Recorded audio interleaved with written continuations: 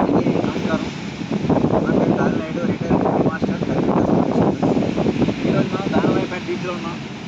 ఈ బీచ్కి ఎందుకు వచ్చామంటే ముఖ్యంగా అంతరించిపోతున్న ఆంధ్రప్రదేశ్ తాకిని పరీక్షించుకోవడం ముఖ్య భాగం. అయితే నెల్లూరు నుంచి శ్రీకాకుళం కూడా తీర ప్రాంత రక్షణ కోసం తాకిని ఉపయోగపడుతుంది. దానికోసం ప్రత్యేకించి మా తాకిని పరిరక్షణ చేయగా జరుగుతున్న మా హరిత వికాస్ ఫౌండేషన్ లక్ష్యం. అలాగే చూడండి, మనకి కోస్తా ప్రాంతంలో తాటి చెట్ల యొక్క ఉనికి మనకి ఎంత కనిపిస్తుంది. ఇక్కడ చూడండి,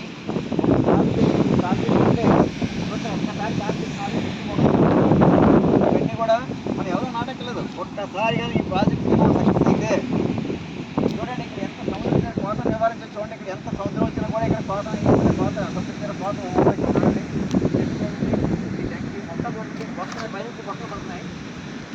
ఇలా చూసినట్టయితే మనకి ఈ తాడిపల్లి చూడండి, పైన ఈ తాడిపల్లి ఎన్నో తాడిపల్లి పడుతున్నాయి. ఒక పండులో 3 టెంకలు ఉంటాయి, 3 మొక్కలు వస్తాయి. అవి మనం ఒక్కసారి తాటి టెంకలు వచ్చేదాకా నాటగలిగితే చూడండి, మనం ఏం చేయకుండా తీర ప్రాంత రక్షణ ఆటోమేటిక్గా జరిగిపోద్ది. దయచేసి అందరూ చేయగలుగుతాం. ఈ తాటి విధులు కాంబినేషన్లో తీర ప్రాంత రక్షణ కోసం నాటేద్దాం. జీవ విద్యను పెంపొందించుకుందాం. హరిత వికాస్ ఫౌండేషన్ తొని మీ దాలేడు మాస్టర్.